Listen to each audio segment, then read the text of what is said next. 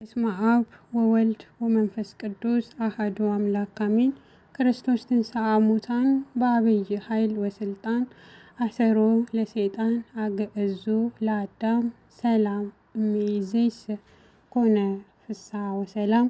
የተወደዳችሁና የተከበራችሁ ያያሉ የልዑል እግዚአብሔር ቤተሰቦች የእናታችን የቅድስት ድንግል ማርያም የመስቀሉ ስር ያደራ ልጆች በወደድንና ባፈቀረን በጌታችን በመድኃኒታችን በኢየሱስ ክርስቶስ ፍጹም ሰላምታ ቃል እንደየሰዓታችሁ አቆጣጠር እንደምን አደራችሁ፣ እንደምን ዋላችሁ፣ እንደምን እስከዚህ ሰዓትና ደቂቃ ደረሳችሁ። አሜን። የልዑል እግዚአብሔር ስም ከአጽናፈ ዓለም እስከ አጽናፈ ዓለም ድረስ የተመሰገነና የተከበረ ይሁን። አሜን። እርሱን አመስግነን እርሷን የማንተዋት ወላዲተ አምላክ አኩራሪተ መዓት ሰዓሊተ ምሕረት እናታችን ቅድስት ድንግል ማርያም ከፈጣሪ በታች ከፍጡራን በላይ በሁሉም አንደበት ክብር ምስጋና ይድረሳት። ጻድቃን ሰማዕታት፣ ቅዱሳን መላእክት፣ አበው አባቶቻችን እግዚአብሔር ባከበራቸው ክብር መጠን ክብርና ምስጋና ይድረሳቸው። አሜን። እንኳን ለጌታችን ለመድኃኒታችን ለኢየሱስ ክርስቶስ ለብርሃነ ትንሣኤው በሰላም አደረሳችሁ አደረሰን። አሜን። እኔ ይዤላችሁ የመጣሁት ትዕቢትን በትህትና የሚል ስነ ጽሑፍ ይሆናል።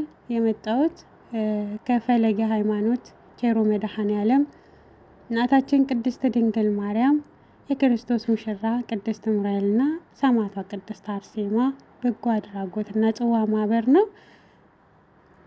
አብራችሁኝ እንድትቆዩ በአክብሮት በጌታችን በመድኃኒታችን በኢየሱስ ክርስቶስ ስም እጋብዛችኋለሁ። አብራችሁኝ ተከታተሉ።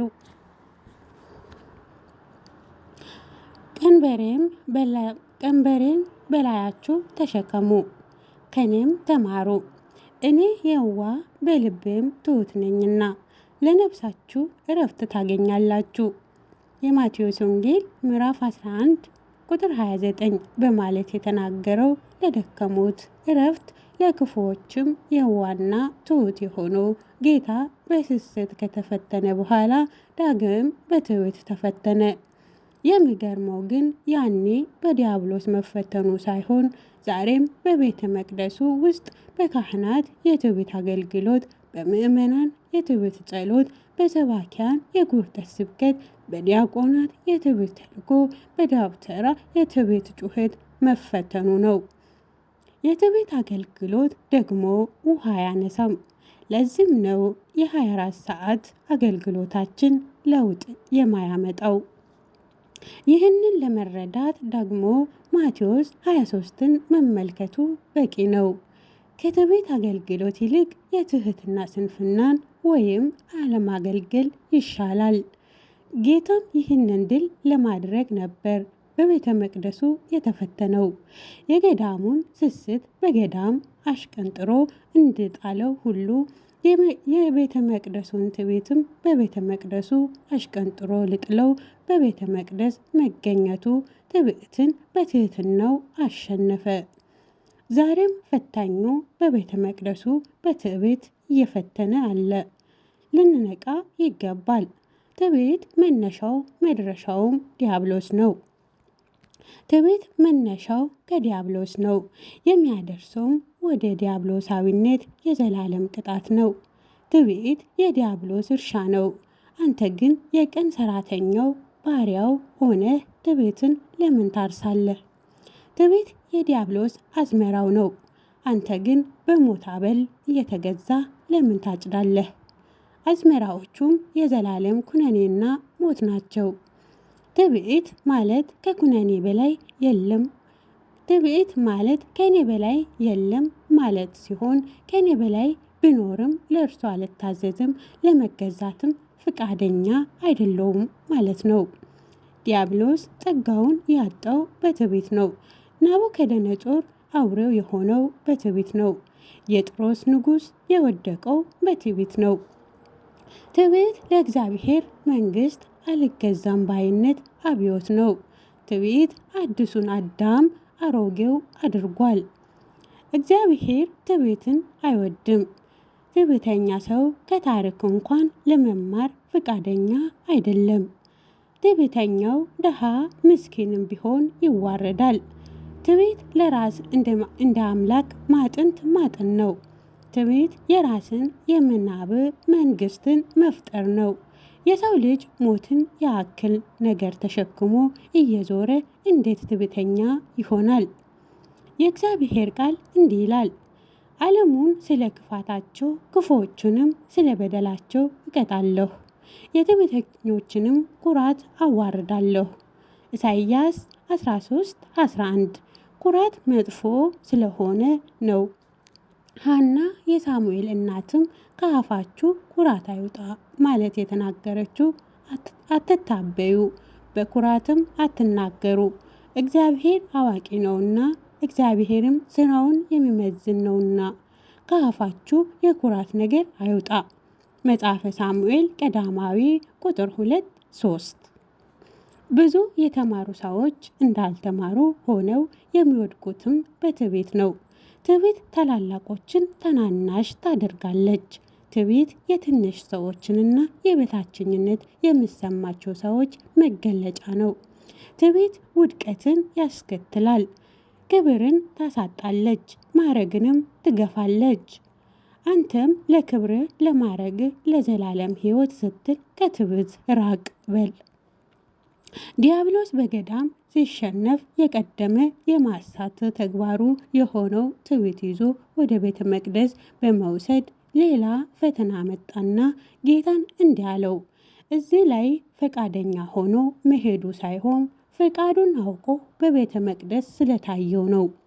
እሱም ይህንን አይቶ እንዲህ በማለት ፈተነው፣ መላእክቱን ስለ አንተ ያዝሃል፣ እግርህንም በድንጋይ ከቶ እንዳትሰናከል በእጆቻቸው ያነሳሃል ተብሎ ተጽፏልና የእግዚአብሔር ልጅስ ከሆንክ ወደ ታች ራስን ወርውር አለው። የማቴዎስ ወንጌል ምዕራፍ 4 ቁጥር 6። ዲያብሎስ የዳዊትን መዝሙር የጠቀሰው የዳዊትን መዝሙር እየዘመረ የሚኖር ጸሎተኛ ሆኖ ሳይሆን ለፈተና የሚሆነውን ነገር ፈልጎ ነው። ጌታ ከላይ የሙሴን ቃል ሲጠቀልልለት እኔስ ለምን አልጠቀስም በማለት ጌታ የሚወደውን ትልቁን የዳዊትን መዝሙር ጠቀሰ ማለት ግን ይኖርበታል ማለት አይደለም። ዛሬም የዲያብሎስ ልጆች 150 ዳዊት ለፈተና የሚሆናቸውን ይጠቅሳሉ። ይኖሩባታል ማለት ግን አይቻልም። ዳዊት ያዘለ ሁሉ ጸሎተኛ አይደለም። መጽሐፍ ቅዱስ የተሸከመ ሁሉ አዋቂ አይደለም። መጽሐፍ ቅዱስ አዋቂ ጠቅሶ ሊሰብክ ይችላል ይሆናል እንጂ እየኖረበት ነው ለማለት አያስደፍርም። ማወቅ ሌላ መኖር ሌላ ነው። መጥቀስ ቀላል ነው፣ መኖር ግን ሰማዕትነት ነው። ሰማዕትነት የሚወድ ደግሞ ራሱን ለክርስቶስ የሰጠ ሆኖ ልቡ ቀራንዮ የሆነለት ሰው ብቻ ነው።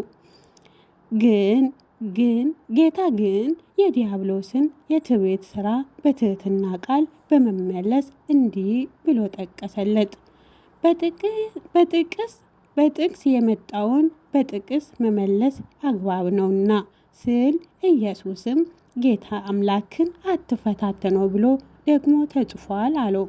የማቴዎስ ወንጌል ምዕራፍ 4 ቁጥር 7። አሁንም ዲያብሎስ ተሸነፈ። በምን ድል ያደርገው? በምግብ ቢሄድበት በቃለ እግዚአብሔር መጣበት፣ በትዕቢት ቢሄድበት በትህትና መጣበት።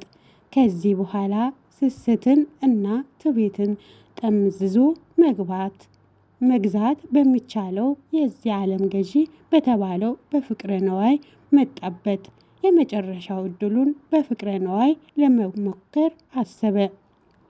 በዚህ ጊዜ ዲያብሎስ የተሻለ ሙከራ ነው ብሎ ያሰበውን ፍቅረ ነዋይን ይዞ ብቅ አለ። ፍቅረ ነዋይ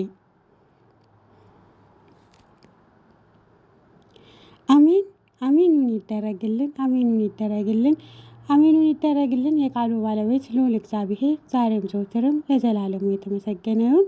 አሜኑን ይደረግልን። በእውነት ለአብ ምስጋና ይገባል፣ ለወልድ ምስጋና ይገባል፣ ለመንፈስ ቅዱስም ምስጋና ይገባል፣ ዛሬም ዘወትርም ለዘላለሙ አሜን።